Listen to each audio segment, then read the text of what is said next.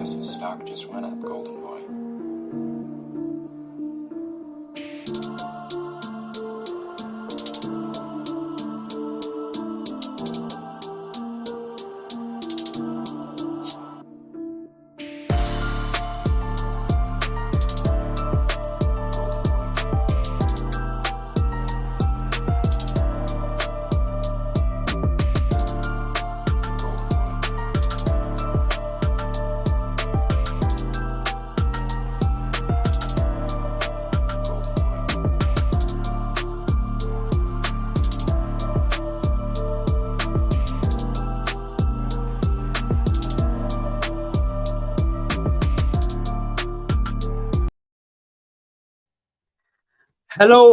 Hello, and welcome back to the Football Corner. Welcome back to another live stream, another show, another video on the channel.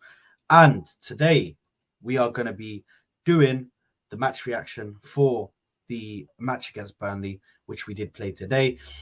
Guys, there was no watch along because I was at the stadium watching the boys live. So that was, listen, it was great. The atmosphere was immense, so can't say much more than that. But listen, firstly, if you're new, make sure to subscribe to the channel.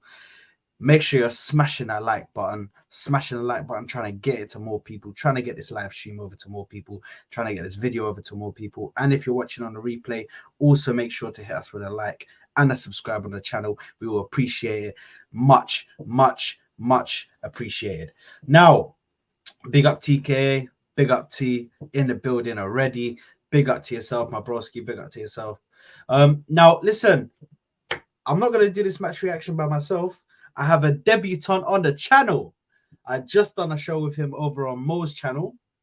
And I was like, I had a good vibe from this Arsenal fan. So I was like, bro, I need to bring this guy on. I need to. Because there's going to be stuff we're going to discuss in the video regarding this game.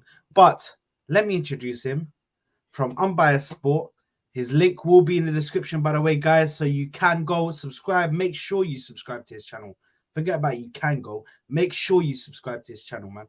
Make sure you subscribe to it, and make sure you go like all his videos. But none other than Mr. Giuseppe. Giuseppe, how's it going, man? Yeah, man. Thanks for having me, man. Thanks for having me. Big up, man. Big up. Do you know what? Yeah, nah. Back to you as well with the vibe. I feel when I feel like we'll agree and also clash on a few things, but like I feel like I was a bit negative in that Mo chat as well. Like I felt like he was drawing out the negativity in me. I'm not calling out Mo or anything. Like never. But like I was getting drawn out with negativity. We won 3-1, but like yeah, man. I was also at the game. I don't know whereabouts you were sitting. I was sitting in block 17, literally in the middle, opposite where the managers sit. Oh, so okay, opposite the dugouts. So whereabouts were you? I was I was in got my mate's season tickets. So I used like one of his tickets. He couldn't go to the game. I was up the top. I was literally the corner where Saka in the second half. So like right on the corner. Beautiful view. I can't lie. See, I love having the second half there as well. Like I went on Wednesday. Bro. The second half always the better time, right? But yeah, crazy. Yeah, 100%. I ain't been definitely because last season I didn't go to one Arsenal game, because I couldn't get tickets. Honestly, you're crazy. Hey, I went to probably 85 to 90% of the games. Really, and then I started the YouTube thing, and then I started doing watch along. So I didn't go to some of the games, but I ain't plugged up. You need to plug me. You need to plug me. Good, man. Honestly, you need to plug because I just find it so hard. Like I know a few people season tickets and stuff, but it's like just they don't want to sell. They want to go to every game. Like so, bro, it's ticket exchange. It's ticket exchange, bro. Ticket exchange. Literally go there maybe 2 to 3 hours before the game on the before 11 o'clock, because I think 11 o'clock is when it cuts off. But if you go 2 to 3 hours before 11 o'clock on the game day, normally tickets are just flying through the ticket exchange. Oh, really? So you can get them. I got my ticket for Burnley today. I got it at like 8 o'clock in the morning. I was just sitting there at 8 o'clock in the morning and I managed to get it 30 quid, bang, done. For that I'm gonna be on the ticket exchange. Yeah, it's wicked, man. But getting into this game, because I think there's a lot to speak about. Firstly, big up Brian in the building, big up Terrell, big up MDL in the building. Guys, make sure you're liking the video. Make sure you subscribe. Well, you guys are already subscribed to the channel. Make sure you smash a like for me if you can. Love the picture, MDL. Hey, listen, MDL. Listen. He framed that picture. Yeah, as soon as that moment happened, literally an hour, I saw him on a YouTube video, bro. This guy had that picture on already, bro. He didn't waste no time putting that picture on. Martinelli scored the goal against City, man. But I think getting into this game, just give me your overall thoughts, and then we'll dig deeper into certain things. Yes, overall, listen, I don't think it was a bad performance. I don't think it was the best performance. It was a decent performance, you know. That's sort of the problem is with Arsenal this season is it's just like these like moments of games like this. What I've been saying to like a lot of people, like I've been saying, there's moments in games where we look really good. It's like spells in the game. It's not a flow. Like when you watched the Champions League game on Wednesday, I felt like the whole game we were just flowing. The wingers were just getting in it, and it was just beautiful. Like it was saying we ain't seen a lot this season. But then once again today, it was a bit like this. It was, to be honest, it was mostly the first like 40 minutes, shall I say? Yeah. Game. It's just the frustration that they're causing me when I'm watching the game. Like just certain players, the creativity. Like even like Martinelli, I'm a huge Martinelli fan. Just looking at him holding onto the ball for too long, I'm just like, bro, it's the ball, man. Like the goals were nice. We done what we had to do. We beat Burnley, positive. At the end of the day, the pressure was on. And that's the one thing I like about this team, because Tottenham lost just before we kicked off. 100% the players knew about that, because even in the stadium they're putting it up on the big screen that the final score of the Tottenham game. The players know that you have to win this game now. You have to win this game. Arsenal fans have gone too hard on Twitter already. Yeah, you have to do it for fans, you know, you have to win the game. So like that sense of it. But I do think we are relying on a few players this season to be where we are in the league. And listen, we're joint top of the league. Obviously, City are playing tomorrow. We're all Chelsea fans again tomorrow. All us Arsenal fans, we're all Chelsea fans for tomorrow. Yeah. But like, yeah, I think we are missing something this season. I think it's fair to say there's something not quite right. And I don't know if it's that Arteta himself is fiddling a bit too much, trying to get something. I don't know, but he is definitely nitpicking, trying to micromanage, trying to get everything perfect. Yeah, when you just need to keep it stable, I feel like. But you know, for me, going into this game, I was expecting a bigger scoreline. I know it was 3-1, and listen, even the goal that they scored, I felt like we shouldn't be making those kind of mistakes at home, especially to a team 100%. Like Burnley. But I think the performance from us was good, given that Burnley are normally a team that like to play out. They like to pass around. They like to be a bit more offensive rather than defensive.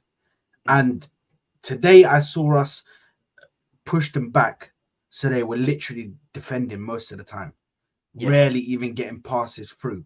But also, I'm not going to say that Burnley didn't play very well, because I felt like they played very well. They held their shape. They were able to try and infiltrate our defense at times, but just wasn't being able to get through. But defensively, they were structured very well. As MDO just said here, look, defensively, they were structured very well, because when it came to us trying to attack, as I said in the previous stream, I felt like we weren't finding the perfect balance of going to either wing. Yeah. Even when it comes to Martinelli holding on to the ball for so long, I think the reason why he's holding on to the ball for so long is because he was rarely getting it in the first half. He was rarely receiving the ball for me. So I felt like he as soon as he gets the ball, he's like, right, let me try and do something so they can pass it to me again next time. So I this is the biggest problem for us, is creating chances and also finding that perfect balance between both wings. We need to find that perfect balance. Otherwise, if we can't, then it's gonna cause issues for our wingers actually infiltrating their defense and getting the best out of both our wingers, to be honest. But I think where we should firstly start on is Jorginho, because that was a place where we kind of went clashed a little bit. Yeah, we clashed, man. We were going separate ways, man. Yeah, do you know what? Yeah, like first I want to say about the goal thing that you said, like you expected the scoreline to be a bit more. I wouldn't say I thought we should have scored more than 3, like before the game. I said 3-0. My problem is it was a 3-1 where it was like we had 4 shots and scored 3 of them. It's not like where you've had like 8-9 good shots and the keepers having or the defenders are making these blocks and that. It was kind of like the chances apart from Saka's one at the start, that was a brilliant save by the keeper, by the way. We didn't really, apart from what we scored, like that one that you said, by the way, we'll get onto it after, about the Havertz when he should have slapped it. I was there right watching it in the stadium and I was just like, it's your moment, slap it. And he passed it. And I was like, yep, that shows me this guy has no confidence at all. At all. Mm. But going on to the Jorginho thing that you're saying, like, I don't think Jorginho was too bad today. I get what you mean about like the not cutting the lines of his passes and not like doing what Partey does, should we say. But he was playing 6. He wasn't playing he was playing the 6. Obviously, we Partey is that good. Like when he plays, listen, I'm one that says we now need to replace Partey because his injuries are too often, and sometimes like at this point, I don't even know if it's injury or if there's something else going on within the team why he's not in the team. But we've been watching him and we've been seeing the way he'll get the ball and instantly turn. That's the first thing he does every single time he used to get the ball. He'd turn, and that is what I think we're missing in the team. I think like people keep saying Xhaka this, Xhaka that. I think if you had Partey playing fully fit in that midfield with Rice in the 8, I think you'd have that. Yeah. But I think Jorginho, listen, he's not the answer. We shouldn't be starting Jorginho. Jorginho should never be starting. He should be a guy that comes on when you're winning in the last 20 minutes of the game to do the dark arts to win you the game, to help you finish the score. He shouldn't be starting. But I think he has stepped up these few games. He has come in. Maybe I'm Italian, innit? So I do like Jorginho, you know, even though he's Brazilian, you know, like he's Brazilian, but like he's Italian, innit? But like, so I do understand what you're saying, but I think that it was a bit harsh to say it was Jorginho today. I just think like, bro, we started the midfield like Havertz, Jorginho, and Rice. Like, it's so mad to me, like that. Yeah. But Giuseppe, the only thing I'm gonna say, the only thing, obviously, big up Side Defense League, man. Big yourself up, my bro. He's a legend, bro. He's always here, bro. I said he's got Darwin Núñez holding the Ballon d'Or as his picture. That's fucking jokes. It's crazy. I big up Side Defense League, man. But I think for me, the reason why I said that Jorginho wasn't the best game from him today is just because of his misplaced passes in the first half. In the first half, he misplaced like 3 or 4 passes, which I expect a player of his quality, his experience, to be able to keep a level head, keep a controlled, composed head, to be able to put those passes through, not be getting put under pressure by Burnley. That's the only reason why I was criticizing. But I'm a very heavily critical fan, so I will always criticize. Even if we have a good game, I will still try and critique. I'm a bit like Mikel Arteta, where I'm very nitpicky on everything because I want it all to be perfect. I want it to be the final image, and I want it to be working exactly how I imagine it to be working as well. Bro, at the end of the day, I generally believe that's normal. I don't believe you're right. I'm the same, because at the end of the day, as you can see behind you, the bruised banana kit, the book with Burkamp on it, we've come from watching our team perform like that. We've watched our team win the league. We've watched our team be the best team in the world. Yeah, we've watched our team be the best. We didn't win the Champions League, whatever it was, like whatever, we can go on about that. But we've watched our team be the best team. So when you're watching this, of course you're going to be able to nitpick because it's not good. If we're not winning the league, at the end of the day, it's not good enough. Like, not to say we got to win the league. I don't think anyone has a divine right to win the league, especially with City's squad. But I watch City fans nitpicking certain things about their team. So if they can nitpick, like to say that Arsenal fans shouldn't pick out negatives in a 3-1 win against Burnley. At the end of the day, we're at home and we've conceded to Burnley. That in itself isn't good enough, in my opinion. We're not. This ain't 3-1 against Crystal Palace, so I could say they've got a bit of pedigree in the Premier League. Even though Palace ain't been good, they got that thing. They got Eze. They got. We shouldn't be conceding to Burnley at home, in my opinion. And at the end of the day, it ain't the end of the world. We're not here saying sack Mikel Arteta. There's the difference. People got to realize you're allowed to criticize. Just because you criticize, you can criticize a player and not. You could say Jorginho was poor, but then the next week you could say, yeah, Jorginho should be starting, for an example. You know, you're allowed to criticize a player when they've done negatives. And I'm not gonna lie, I always rewatch the game, especially when I go to the games, because I feel like sometimes, like, I find myself when I go to the games focusing on my favorite players. Like, so, like, you know, like where you're saying the first half, Jorginho misplaced a few passes. I can't really recall that. I wasn't really watching Jorginho in that much detail. I was watching Saliba and stuff like that, like just off the ball and their movement. I was watching a lot of Kai Havertz today as well. Because a lot of people say this thing about Kai Havertz shies away from the ball and that. So I was really watching him, and I think that's a little bit harsh as well. Even with Kai Havertz, I think he's scapegoated a little bit. I think like he's not been great. Listen, he's not good enough. He's not. I don't believe he ever got brought in to be a starting player in the team. I generally believe like he was probably brought in. He should have been brought in anyway to be a squad player. Yeah, but it's funny that you bring that up because that's the next topic that we'll talk about. Okay, so I won't go into that anymore. So for me, like, yeah, you're probably right with Jorginho, innit? Definitely with a player of his level, he probably does need to be like. At the end of the day, the problem is he's old. That is, I think, where it is, and I think sometimes he's not what he was 3-4 years ago. So, are you going to get them performances out of him, or is that just the level he is now? I think that's just the level he is now. I think we got to kind of understand that, and it's not his fault. At the end of the day, he just shouldn't be starting at Arsenal Football Club, in my opinion. But no, bro, 100%. Like, listen, I agree with what you said. Obviously, for me, it's just this is a consistent thing with us. It's continuous.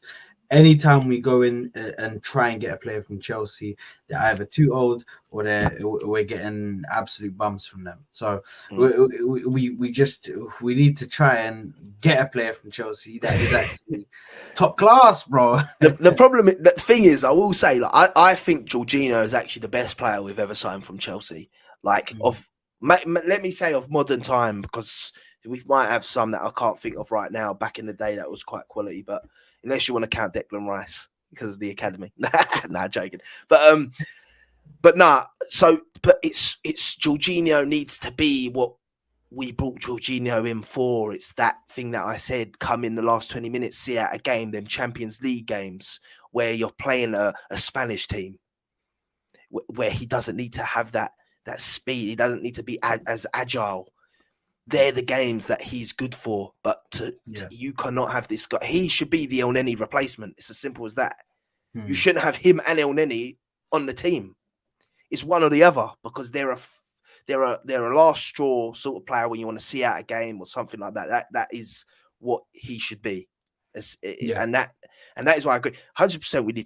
We need to get, like, I don't know, man. We need to. They'll never sell us anything. Chelsea are clever in it, but like, we just need to stop buying from Chelsea, period. And unless we are getting someone that's run out of their contract, we just need to stop buying from Chelsea, period, because there's a curse there, you know. Bro, there 100% is. And I think speaking of Chelsea players, let's get on to Havertz, because I'll start us off, but it just screams to me that Havertz right now, and chat, you let me know if you agree, that Havertz just looks like a player that is just so low on confidence. Like, even though they gave him the whole penalty, which I was completely against. I don't know why they gave him a penalty, but obviously they were trying to improve his confidence. It still hasn't done anything, and he's still so low on confidence. This guy doesn't want to take shots. He was so many times that he was in the box, the opponent's box, and I'm like, bro, turn around. Why you got the ball and you're facing towards towards your end? This guy's facing towards, like, as if he's an attacker for the opposing team, bro. I'm like, you know what I mean? Just turn around and always face the goal. So you're ready. So as soon as you get the ball, bang, you shoot. But he doesn't have that confidence now of shooting, and even when he does shoot, he always picks the wrong moments to shoot. So I just, bro, what are your thoughts on Kai Havertz? Because that's just a whole headache in itself. So I'll start this by saying I'm gonna say I don't want like anyone to just jump onto anything that I say and think that it's good. Like, at the end of the day, when we signed Kai Havertz, I was against the signing of Kai Havertz. I'll be honest. So was I. Yeah. I said to my friends at the time, I said, listen, Kai Havertz, you get him for 30 million. That's a gamble. You know, you say, 30 million. There's a potential that this guy for 30 million could be still of the century. But for 65 million, when you're seeing Kudus go to West Ham for 40 million, when you're seeing James Maddison go to Tottenham for 40 million, you need to be signing a guy that's going to be improving your team massively. That weren't going to happen. The one thing I will say, and this is to Arsenal fans, is we have this your picture. Sorry. Yeah. The picture, I had to do it, bro. Hold that, Haaland, hold that Hamza's piano, mate. Yeah. The thing is that I'll say about Arsenal fans, which I think is something we need to actually. It's hard because you're never going to get a whole fan base to do something. But he had no confidence at Chelsea. The guy had zero confidence. Chelsea as a whole last season had zero confidence. Yeah, let alone the guy that was the scapegoat for Chelsea as well. So, like, you've signed him now. And listen, people forget that these players are human beings. Yeah, these players have the internet. Yeah, these players see stuff on the internet. Yeah, the second we bought him, just the way Arsenal fans have just been digging him out, every little bad performance, digging him out. How is he going to build that confidence? Because all that happens, I'm telling you now, from a guy that played football for a lot, not at a high level or anything, but a guy that plays football, the confidence is 50% of your game, in my opinion. Like, if you're not confident, you're not doing the best of the best players. Not confident won't be nearly at their best. So the fact of the matter is that today in the game there was a shot that we're all saying the same thing: smack it with your left foot, top bins. Yeah, try. If you miss, you miss. But there's a lot. But in his head, he's thinking, if I shoot this and miss, it's just gonna all get onto me. He's scared. He's playing it safe. He don't want to make mistakes because he feels like making mistakes will make everyone get onto him. He's not good enough. I'm not going to lie. He should be a bench player for the team. He's a squad player. Versatility, if they want to use that. He could come in a few different positions when need be, maybe change a game. I don't know. But the fact that we don't, like, Arsenal fans, and myself included sometimes, I can be it myself. I'm not going to say I'm not, but like, it's the whole thing of guilty before proven innocent, in the sense, like, we're saying he's shit before he's even done anything. We're not even giving him a chance. We're not saying we'll give him a season. Yeah, all the people that are against Havertz, myself included, and I said to myself, I'm doing this from the start, is when Havertz come in, I had a moan, I had a strop, I had a thing of, he's not good enough. Why are we doing this? I'm pissed, etc., etc. 4 out of 10 transfer window. But I said, from now until the end of the season, I'm not really going to be ripping into him. And then at the end of the season, if he's proven me right and been crap, then I'm going to say something about it. But then if he proves me wrong, I'll apologize. Not that every game. It's like, because sometimes, I'm not going to lie, he does get scapegoated. And I ain't trying to be a Havertz protector or lawyer for Havertz or anything. But he does get scapegoated because there's times where we play bad, he's played bad, and it's like, Havertz is so bad, Havertz is so bad. Saka was poor in that game. Martinelli was poor in that game. They don't get no one's on them. I know they've got more credit in the bank, of course. But for me, this thing of using Kai Havertz in everything. Listen, Kai Havertz come out of our team for a while and wasn't playing, and we still weren't playing great.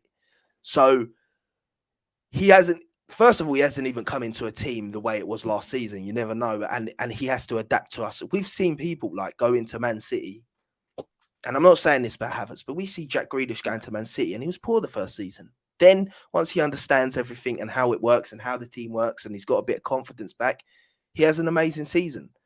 So, like, for me, I'm still reserving judgment. Listen, it's not good at the moment, Havertz. It's not good. Listen, and for me, we should have never signed him. I'll stick to that till I don't think he can actually prove me wrong to the point where I'll say we shouldn't have signed him, because I don't think no matter what he does, I don't think he'll be as good as James Maddison or Kudus, and they're two players that I wanted over him. So at the end of the day, I'll never believe that was a good signing.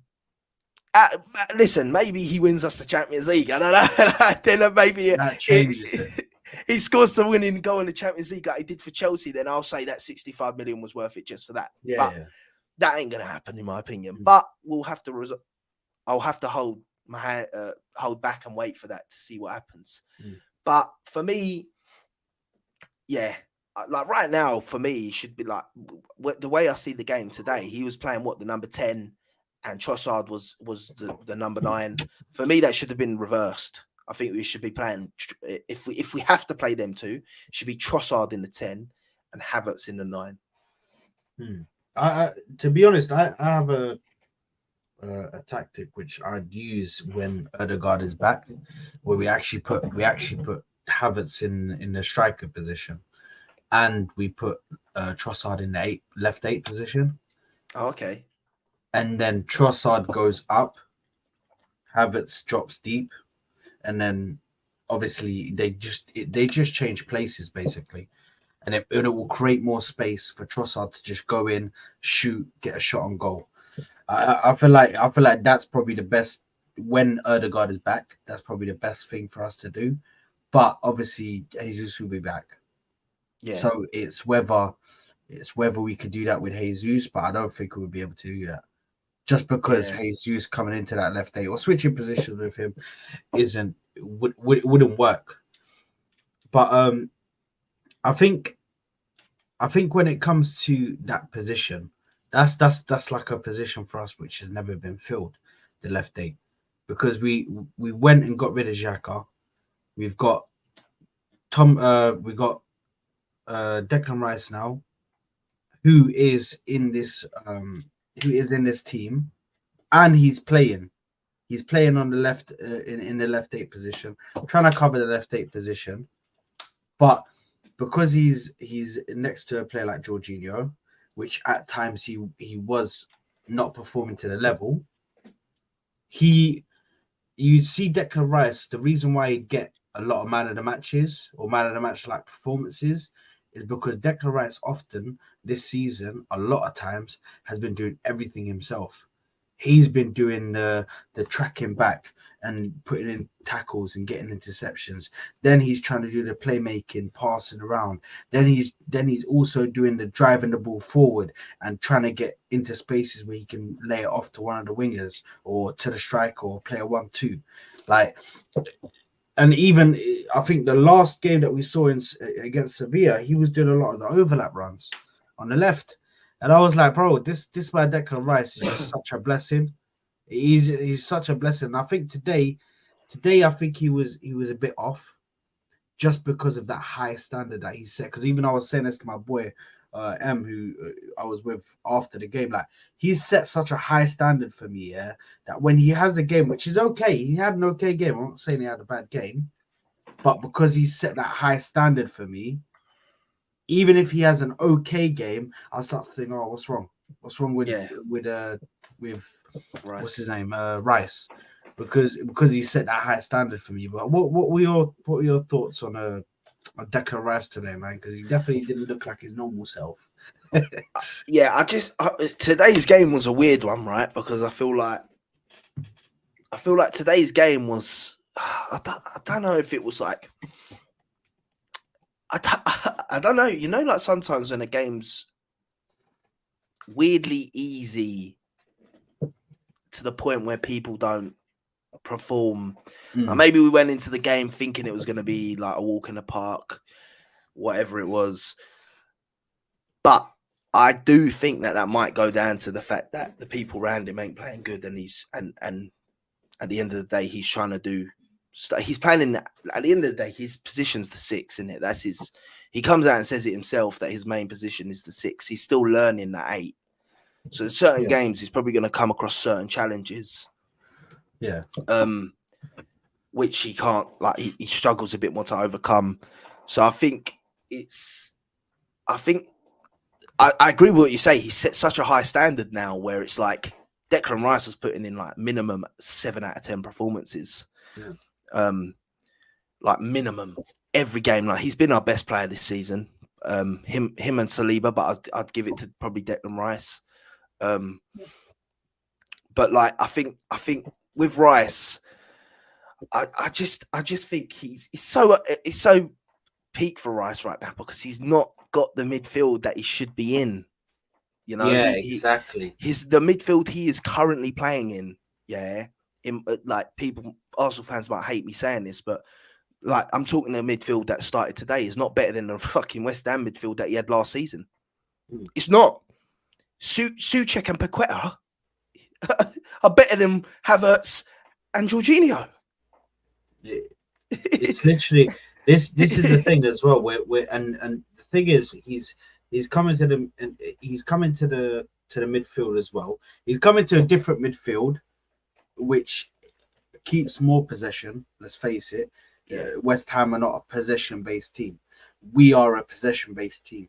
So the fact that he's been able to already get used to it so quickly, he's been like a duck to water. Oh, mate, I'm telling you what. Sorry, mate, to interrupt, but one thing I have to say. One thing I have to say about Rice is like I didn't realize how good his passing was until we joined Arsenal.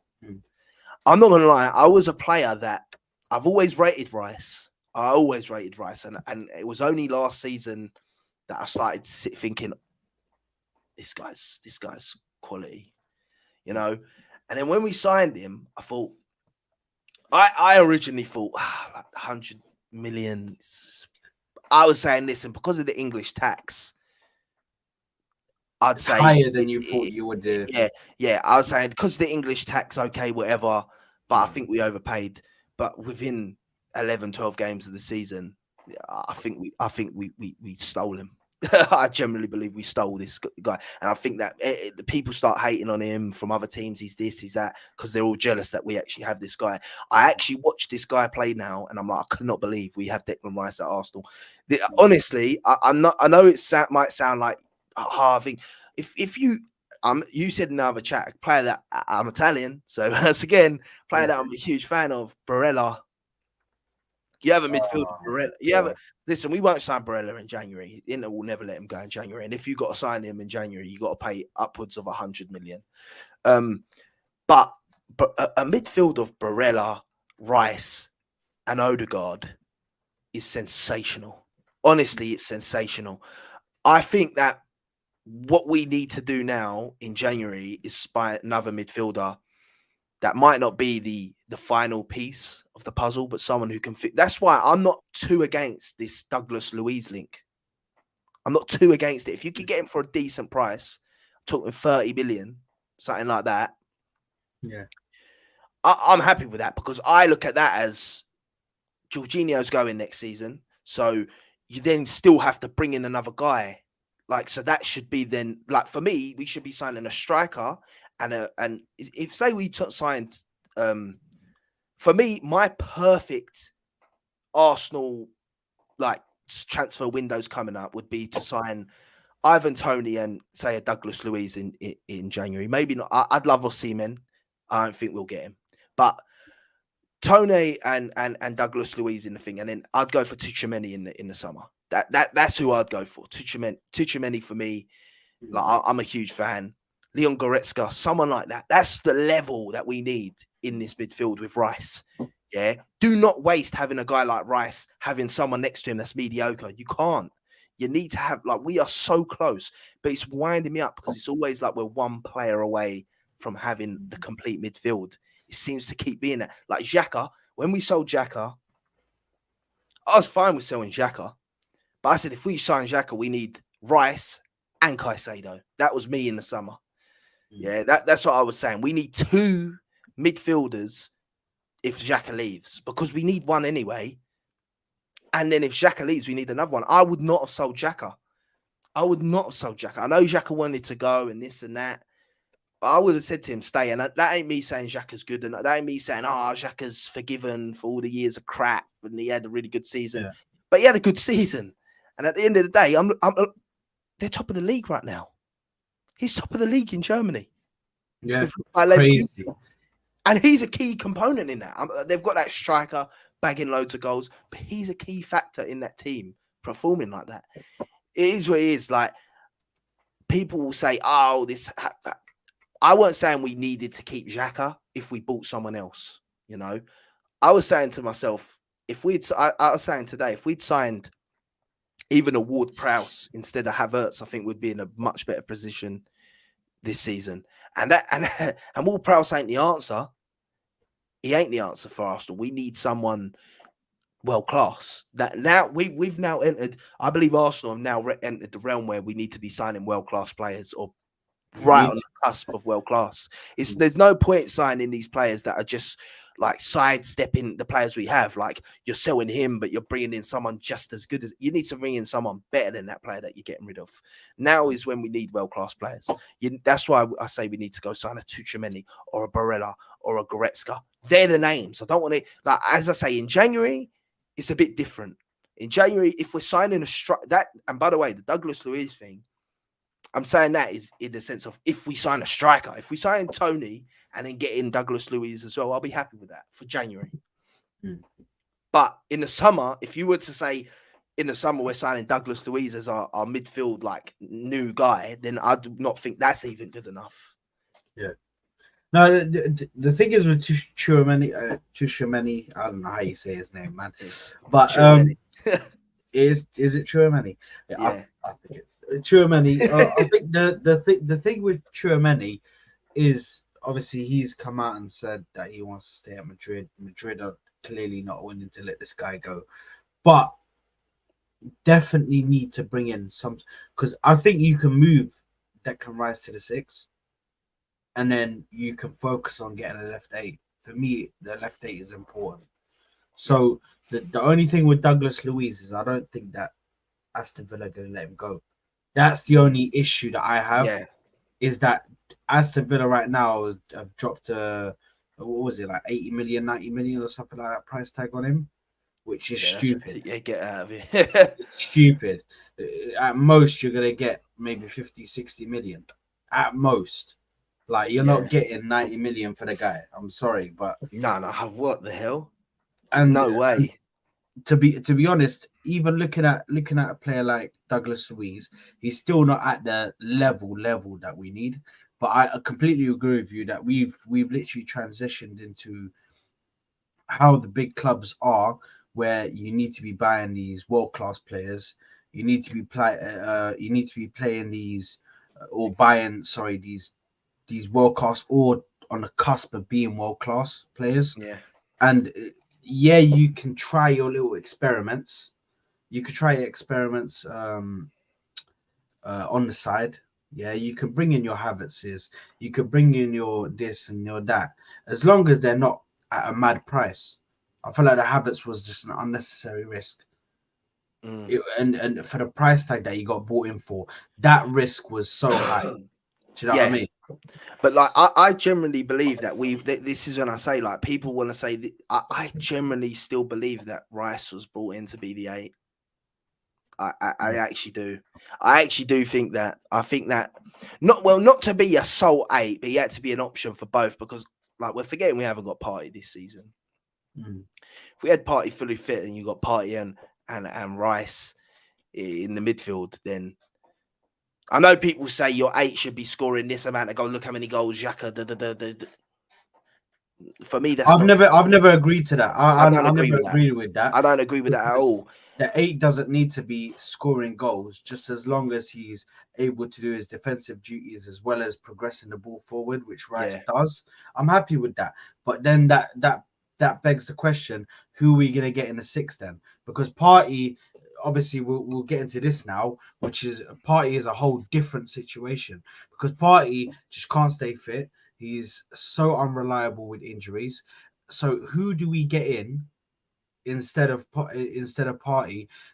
I know there's been names that have been thrown out there like Zubamendi and Yusuf Fofana from Monaco, but are these players really at the level that we need for a 6? Because the levels that we need for a 6 are Tchouaméni, these kind of guys.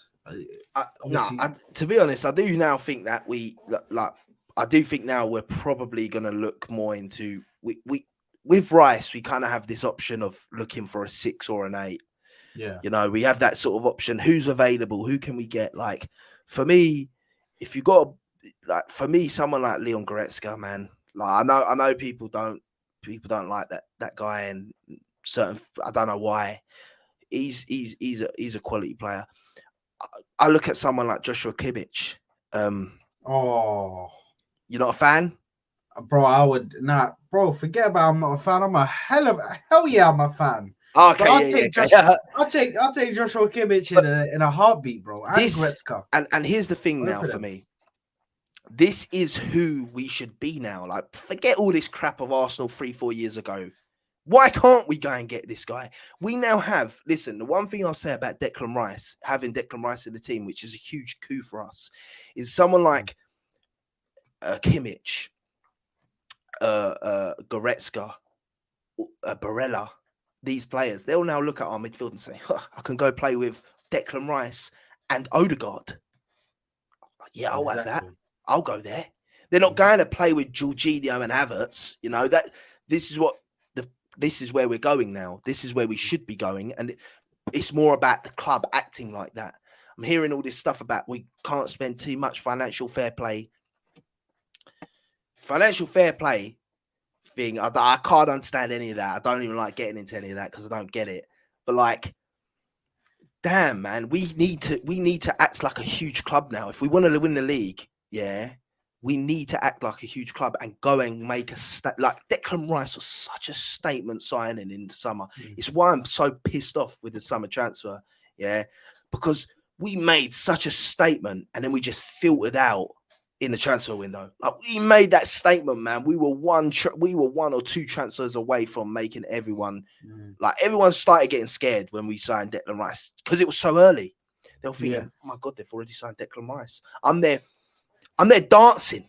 Yeah, I can't dance. I'm stiff. Yeah, I'm there dancing. Rice, baby. Yeah, talking to my mates, saying like, Rice and Caicedo, we could do it. We could get them both. Yeah. Obviously, Caicedo was, at the end of the day, we couldn't do it because of the price that Chelsea paid. I understand that 100%. Go and get someone else. The correct player. I said I didn't want Partey to go. I think that anyone that said Partey to go at the beginning of the season, I don't know why they were saying that. Now it's different. He's got injured again. He's injury prone. Like it's beyond a joke. Like to the point where I'm starting to actually sit back and say, is it injuries? Because while he's injured, he's now saying he wants to leave in January. So that's when I start questioning, is this guy actually injured? Because he's injured and I see him kick like his thing for his baby's gender reveal. At this point, he's meant to be injured. I don't know. This guy is a whole situation just happening in front of us. He's injured, and then all of a sudden, this guy is out here doing baby showers and gymnastics and gymnastics kicks when the way he swings his leg up. then we've got the whole situation which we won't talk about too much with his whole situation, the personal situation in regards to courts and stuff. We won't speak about that too much. But then he's got that situation where people are saying, are they saying he's injured just because of that situation? And then you got the situation where is there friction between him and Arteta now, where he's saying he wants to leave now because even though they're saying he's injured, he still says I want to leave. So I feel like Party has come to the end of his story at Arsenal. Yeah. If I'm being completely honest with myself, and I didn't want to see that for a long time because I thought he was so good when Party is fit. No matter what people want to say about the end of last season, when he is fit, he is one of the best DMs in the league, just behind Rodri. Just behind Rodri, he's one of the best And DMs in the league. Yeah, exactly. For what he gives us, for how quick he is to pass that ball forward, and his defensive work as well. Like, bro, you can ask for more when he's fit. But when that's the thing, the fitness. That's the big issue with him. So it's always been the same thing with him. But even Brian said here, like, imagine that Goretzka, Rice, and Odegaard. What a mid! I think you get that midfield, that automatically becomes the best midfield in the league. Even with City's midfield, I think that becomes the best midfield in the league. I agree. The thing is, I want to ask you something as well about Odegaard. Quick, do you think Odegaard can play the 8?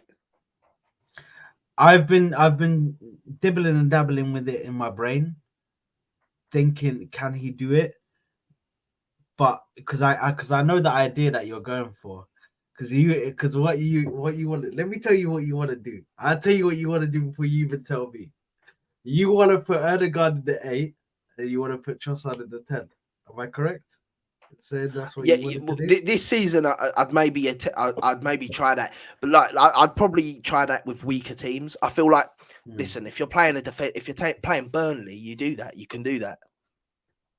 If you're playing Man City, you don't do that. I would definitely give it a go, because I don't know what we can lose with that. It's just obviously when you have, because if I have Thomas Partey fit with Declan Rice and Odegaard, then I wouldn't put him in the left 8. But if it's Declan Rice, then I could put Odegaard next to him. Then I could put a player like Trossard in the 10. Then yeah, but it's just whether that connection between, because the thing is, even though this season it hasn't been so prominent and you haven't seen it that often, the connection between him and Saka, that's a very key connection to the way we scored goals last season. Very key.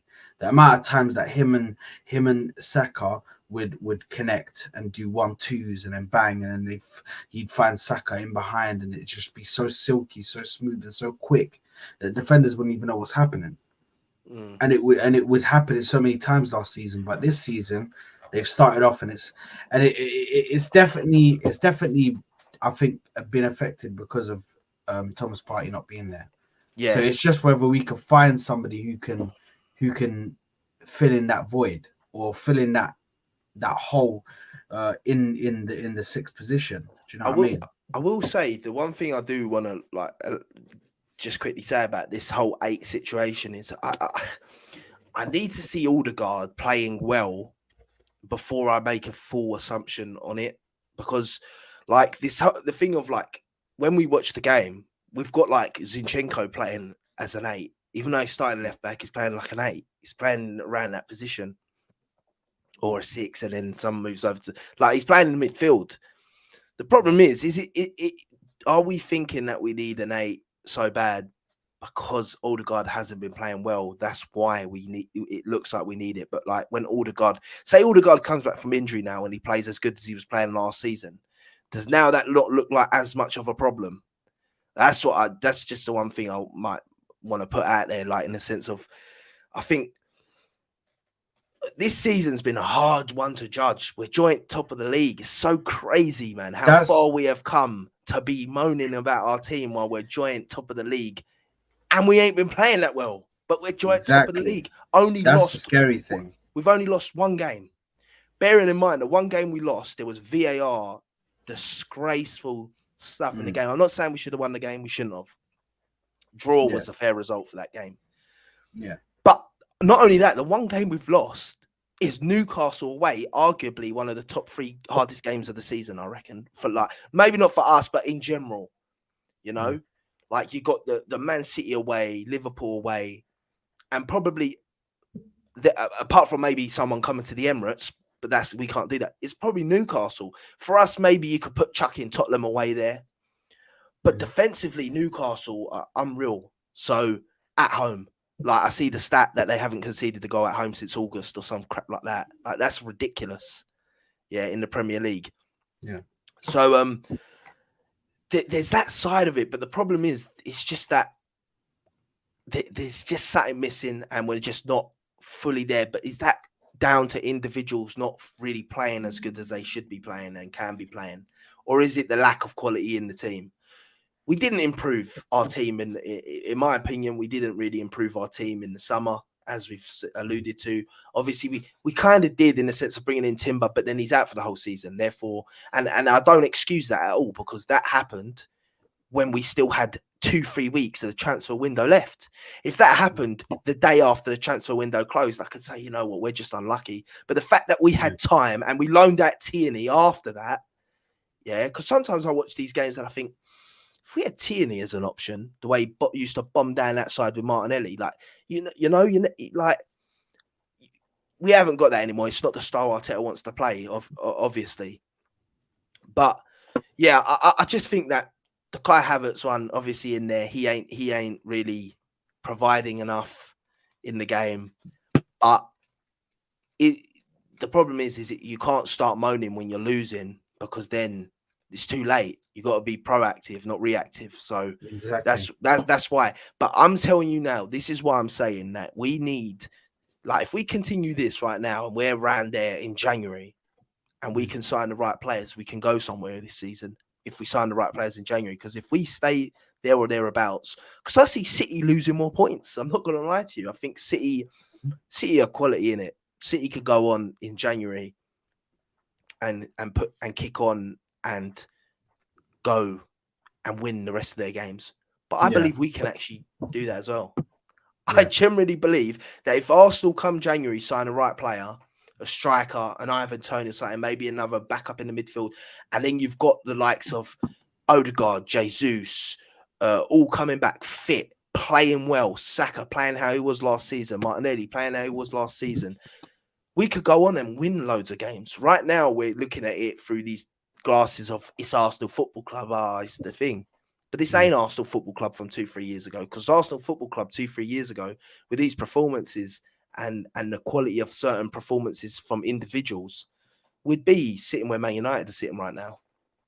Yeah. We need to keep, the fact of the matter is, we literally have to keep Saliba and Rice fit to have any chance. But even because this is an interesting one as well. Timber, he said Timber could be key as well.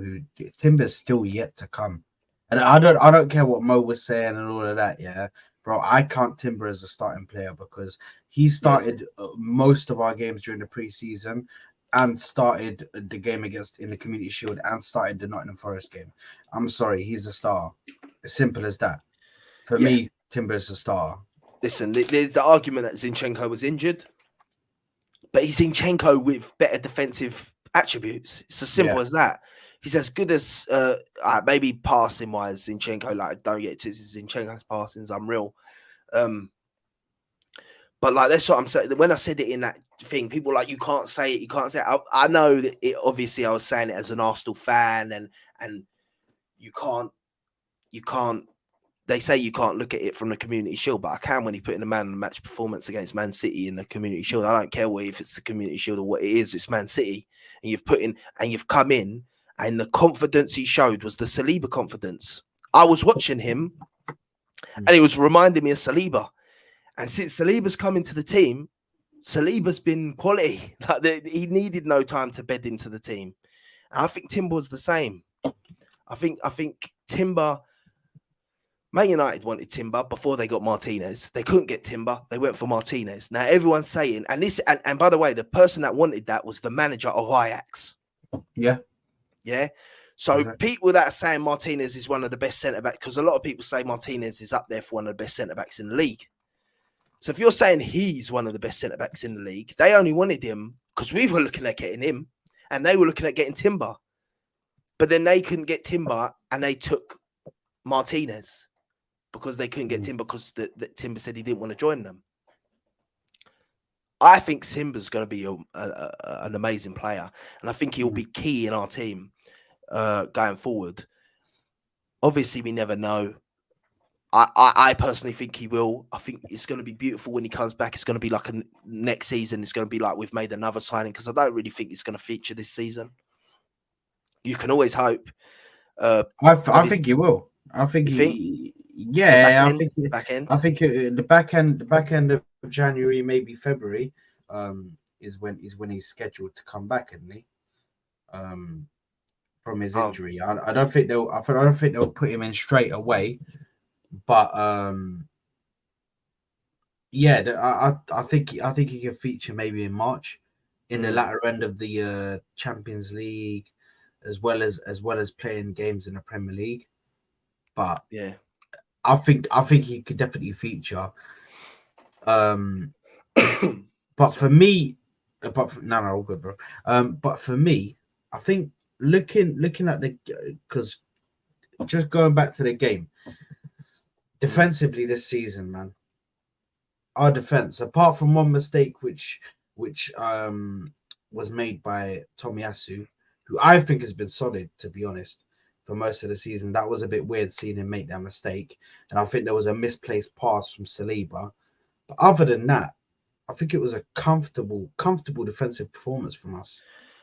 Bro, honestly, see, defensively, like today's one, I'm not gonna lie, I generally believe that is a foul. Like, the fact of the matter is, you watch people near the corner flag get tapped on the back, fall on the floor, and then that's a foul. Like, I can't understand the consistency of what is a foul and what isn't a foul, because for me, that's probably a foul on Tomiyasu. Listen, what I'm watching this season, it's kind of weird because I kind of watched throughout the whole season. It's something I was saying to my mates. I said, like, because they're like, oh, not. For some reason, people get like one attempt at our goal and they score it. I don't know why. 90% of the game, they're not getting anywhere near the shots that we're conceding. We're not really conceding any shots. Yeah. I'll be honest. I think today was one of the first times I see Raya make a save and I was like, oh, that's a save, boy. Like, you know, when they come through and he because he hasn't had to make any. Every time they've scored, it's been a little error that we've made in our defense, and they've got through and they've scored. It's crazy, like, honestly, defensively.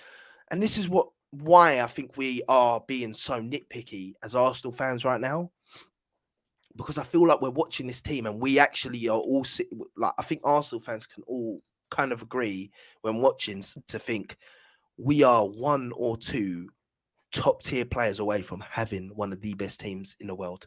I genuinely believe that. I know people want to laugh and say maybe think, like, let's just say we won't sign these players. Yeah, we won't get potentially these players, but I'm just saying, if we had Victor Osimhen up top and Jude Bellingham in the 8, we have one of the best teams in the world football, in my opinion. I generally believe we have one. If you had them two players in our team, which is only two players, starting 11-wise, we have one of the best teams in world football. Yeah. That is how close we are to being that good. I'm not going to say we're going to be the best in it. I'm not saying that. But like right now, I generally believe we have William Saliba, Declan Rice, Saka, Odegaard. They're all young. Like, they're all young. It's that we can. That's what frustrates us, because we know that. Why can't we do that last bit of business in January? Why can't we do that last bit of business in the summer? Why? Because if we do that, we know where we'll be. We know last season, yeah, if in January we'd done a bit more, who knows? Who knows where we would have been? It's true, bro. It's true. It's true what you're saying. And listen, I think this team is very close to being one of the best teams in the world. We just need to add. We need to add depth to positions that we, not just depth, but good quality in positions that are needed, i.e. the striker, i.e. the midfield, i.e. Maybe one more defender. I think we might need one more defender, maybe a right-sided centre back. But even then, you have Tomiyasu, you have I think Timber, if who are your Swiss Army knives. I think You know if what I yeah, mean? I think if Timber's fully fit, then that you don't need it. That's the thing. Like I think if fully fit squad, I think we need another right winger. Yeah. I'm done with being attached to players. I'm Mm. done with it. I'm done with it. I'm done. Like honestly, I'll name a few players right now who I'd get rid of in the summer. Honestly, if I could, if it was me and I could get a replacement for these players, Yeah. I would get rid of them. Eddie Nketiah, Hmm. I'd get rid of. You're Yeah, I preaching think. to the choir, Yeah, mate. yeah. Don't worry. I Nobody love can this. say I that love about this that. guy. I love this guy, Reece Nelson. But I'd get rid of him. Mm. Honestly, if you want to be Reece Nelson, don't get into Man City, man. He doesn't. So if he doesn't get into Man City, he shouldn't be at Arsenal. Like, if we want to be at Man City's level, it's as simple as that. Fabio Yeah. Vieira. We're going to speak about him. Yeah, Fabio Vieira for me. It's just I don't know if the Premier League's the league for him. I think he's a good player. The Premier League's maybe not the league for him. I'm dibbling and dabbling with Smith Rowe. I still will keep Smith Rowe because he's an Arsenal youngster and he performed, and then it's been sort of injuries, but he's very close to being someone who I'd say we have. Like, you need a few squad players, so I'd maybe keep him for that reason. I love Smith Rowe, by the way, so people don't send for me. Smith Rowe. Like, I love Smith Rowe, but he's injured again. You can't count on him. You've got to have players that you can count on in these situations when you're going for the league. It's as simple as that. Yeah. Yeah. Yeah. Well, the thing. Oh, yeah. Go on. No, sorry. Did you want to say something? No. Go on. Yeah. I think when it comes to Vieira, yeah, because I didn't want to speak about that challenge. So unnecessary. Just so unnecessary. It wasn't needed.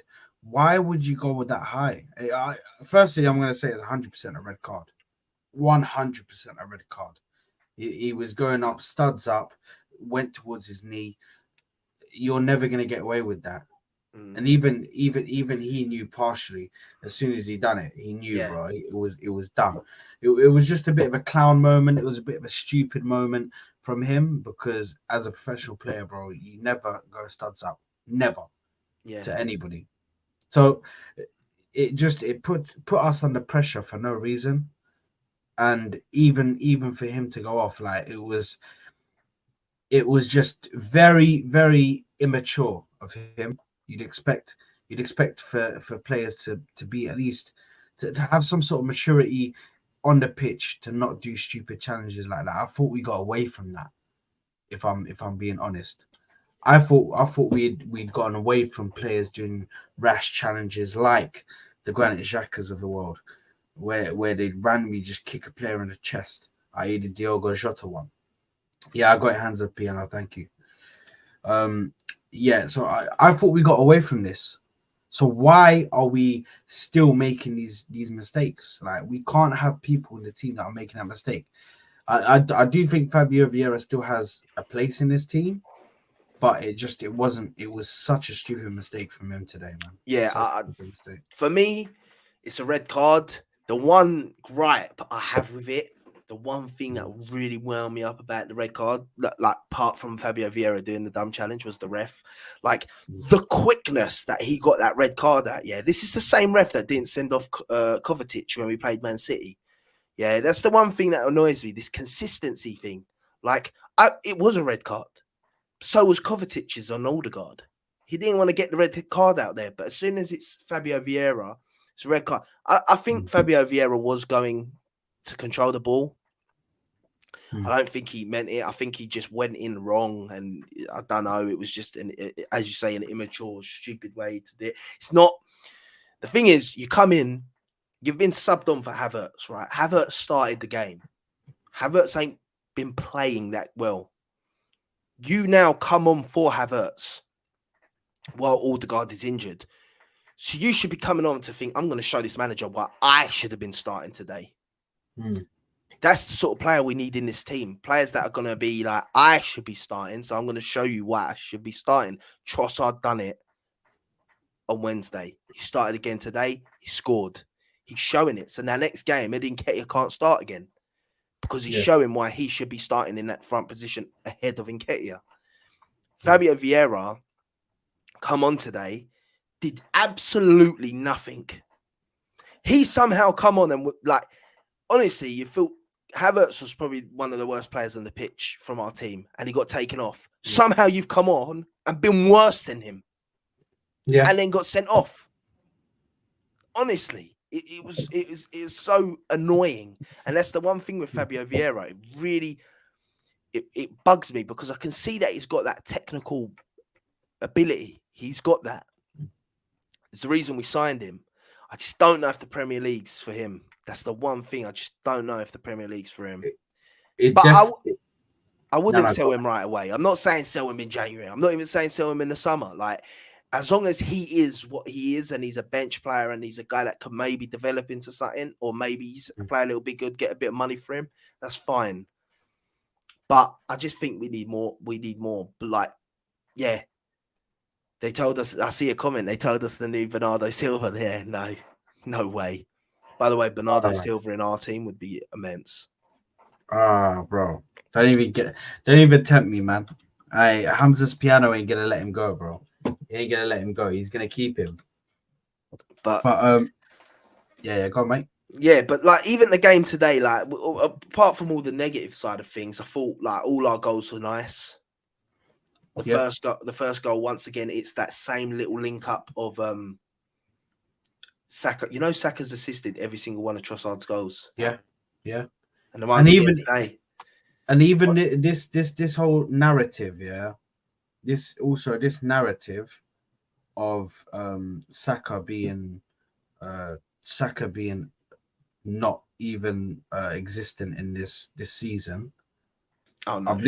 I saved the tweet here, which said in Bukayo Saka's last 13 Premier League games, so that includes this whole season and obviously back in the last season, he has scored or assisted 10 goals in his last 13 Premier League games. Yeah, it's crazy. Yeah, see, because I've been one that's been there saying that Saka's not been great this season, right? As a whole performance, I don't think he's been that great this season. But what I said was, and it's the same with Salah. I'm not comparing them, but I'm just saying it's the same with Salah at Liverpool. If a player's not playing an overall quality game and they're not playing overall the best they can, you want them to be getting at least GA. Yeah, you want them to at least have that moment where they've caught, and he's doing that this season. He's not been the best for 90 minutes, but yet he's still getting a goal or an assist. That's enough for me. That's enough for me to say, have your patch of not playing as well. You'll get back to it. You're still involved in the team. So for people to say that he's been non-existent this season is just a lie, because he's been getting GA, so you can't be non-existent and be getting goals and assists. Also, what I want to say about his goals and assists, I see a stat the other day that most of his goals and assists are to put us ahead in a game. Exactly. They're important goals. It's not like, because there's this Phil Foden Saka comparison. It's like Phil Foden is scoring a goal when they're 2-0 up already and the team's already beaten and he's in Man City. You put, honestly, if you put Saka in Man City's team, I think people will disrespect him because he's at Arsenal. If you put Saka in Man City's team, oh my God. I think he gets 25, 30 goals in a season. I really think he can hit those numbers. He's unreal. He is an unreal player. Like, I don't care what anyone says. He's an unreal player. He's got the mindset. He's got the mentality. He's And that's what makes me so excited about this Arsenal team. The fact that we've got like players like Saka, Saliba, Odegaard, Rice. These guys ain't even hit their prime. And they all going to hit their prime at the same time. There is like, I said it at the end of last season. People said I was only saying this because we bottled the league. Maybe there was an element of that. But I said, what the reason I respect what Arteta's doing with the team is he's creating a team that when Pep Guardiola leaves Man City, because when Pep Guardiola leaves Man City, for me, Man City will go down a notch. They won't be the team that they are right now. He's so good that they just won't. I feel like he's creating a team that has the potential to be the new Man City when Man City lose Pep. Yeah. To be the team that actually dominates over a 4 or 5 year span and wins multiple Premier League titles. If we keep all our players. Honestly, if Odegaard, Rice, Saliba, even Ramsdale in goal, Martinelli, Saka, a few more people coming in, all hit their prime at the same time, which they will be, then I'm not going to lie. Once these guys hit their prime, Rodri's now older. He's now going to be he's like 3 years older than Declan Rice. So he's going to be 30. He's still going to be a quality player. You're going to have De Bruyne is going to be finished. And stuff like that. Stones is going to be near enough finished. We're going to have if we go on the trajectory that we're currently going on. In 4 years, we should have the best centre back in the Premier League, the best DM in the Premier League, the best number 10 in the Premier League, and the best winger in the Premier League. That's just 4 players that we currently have now, in my opinion. This is my opinion. People will disagree. I generally believe in the trajectory that they're going in 4 seasons, we will have the best. Obviously, you never know. People come and other players come out of nowhere and that sort of thing. But that's without us adding to these players year in, year out. But to me, when you've got that many players that can be that level, you can dominate. That's how Man City have done it. Like, obviously, the manager will know if the manager is that good. Can you still hear me? Yeah, I can hear you, bro. Yeah, I can hear you. Yeah, but one sec, mate.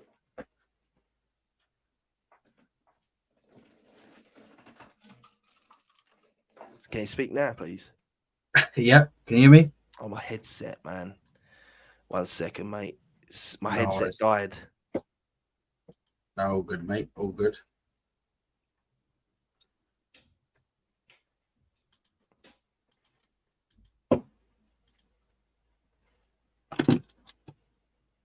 Yeah, can you hear me?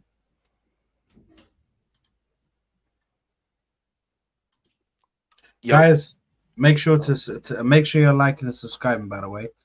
Make sure you're liking and subscribing. We are going to wrap up in a second. Because I do need to actually go on another show. Sorry, but, mate. Yeah. I'm back, go ahead, man. You can hear me, yeah? But yeah. Sorry. But yeah, so that's how I wanted to just people will say that's wild. I don't know if Arteta's the guy for that. That is the only thing. Like, I'm not 100% sure but he might be. He's building it right now. He needs more experience. I'm not an Arteta out guy. I think it's this season, especially, we need to see where this season ends. That will be a inkling for me of where we're going to be.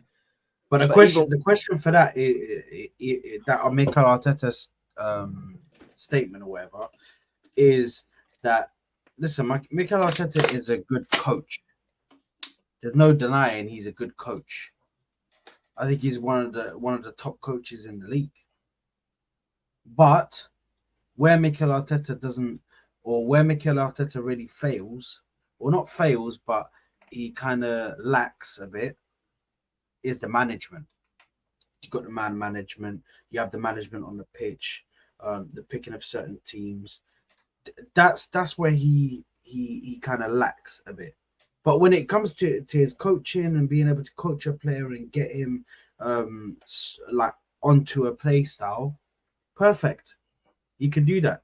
but the management of games and stuff like that definitely lacks in that. I think Just those substitutions. I think he's improved a lot on that this season, which is a positive for me because he's showing progression. Like this season, like the Man City game, 4 substitutes involved in the winning goal. I know it was a deflection, whatever, but there's been games where his substitutes have been making a difference. And as much as we can moan and groan and say this and that, Arteta's had quite a heavily injured team, players not playing as good. And he's still joint with Man City, top of the Premier League, only losing 1 game to Newcastle. And there's an argument to say we shouldn't have lost that game. I so wish we didn't lose that game, man. Honestly, I really wish we never lost that game. But listen, as I say, with Arteta, we'll have to wait and see. With Arsenal, we'll have to wait and see. Today's game was we're picking negatives out of a 3-1 win. It's wild. But the thing is, the 2 set piece. I think it's more of a frustration of what's been going on, rather than maybe this one performance. We listen. Saliba scored. Zinchenko, Danielson coming with that karate kick that's got to win goal of the month. I don't think you'll get a better goal of the month. That went top bins.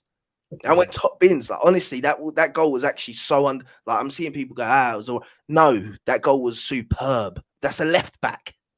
That's hit that. It's like a Giroud goal, like Giroud just scored them wild goals. I know, like obviously Giroud's a striker, but I mean like yeah, them sort of like back heel, like this sort of thing. So like, listen, today's game there was many positives, there was a few negatives. Once again, defensively sound. It's just the creative side of things that is the issue with Arsenal right now. It's as simple as that. We could improve if we want to win. Like, because when me and you are talking, I can already tell you, like, Arsenal fans and that, people are like, the reason we're being like this is because we want to win the league. We're not talking about wanting to be in the top 4. We'll get the top 4. I don't think anyone thinks we won't get the top 4. We'll get the top 4 this year. That ain't an issue. But we want to win the league. So right now, it's not sustainable to win the league. With the team that we have. The way we're playing and the team we have, the injuries. Exactly. Like that is the one positive, not a positive that we have injuries, but the positive is like, right, we're not talking like this with our full team. We've not actually had a full team this season. Injuries have actually that's why I pray that come January and that we can get everyone back. And we've had like last season, we kind of had our injuries after January, like January onwards was when we started having all our injuries. We were a bit like Spurs. We started the season, no injuries. It was all beautiful. So like maybe it's a blessing in disguise that we're having it at the start of the season and then we can go on and have a nice run at the end of the season. We might be sitting there at the end of the season having won the league, mate. It's not out of the realm of possibility. Yeah, we can pray, we can hope, I'll be so gassed. Like at the end of the day, last season was our year, man, but we didn't do it. But yeah, man. No, listen, I completely agree with you, man. I completely agree with you. And that is definitely a discussion we will definitely have in the future because it definitely needs to be discussed. But Giuseppe, thank you very much for joining me on this match reaction. Come on. Guys in the chat and guys watching on the replay, make sure you're liking the video, make sure you're subscribing to the channel, make sure you're subscribing to Giuseppe's channel. It is in the description now. You can literally go and subscribe right now. Let's get him on the Unbiased show. Let's get him to at least, listen, there's 9 people in here right now. Let's get 9 more subscribers onto his tally, man. Come on, let's get him up. 9 subscribers, man. But yeah, thank you very much, guys, for tuning in. Thank you very much for the people that are watching on replay as well. Make sure to also go and subscribe to Giuseppe's channel as well as subscribing to my channel as well. And thank you very much for tuning in. We will catch you on the next one, guys.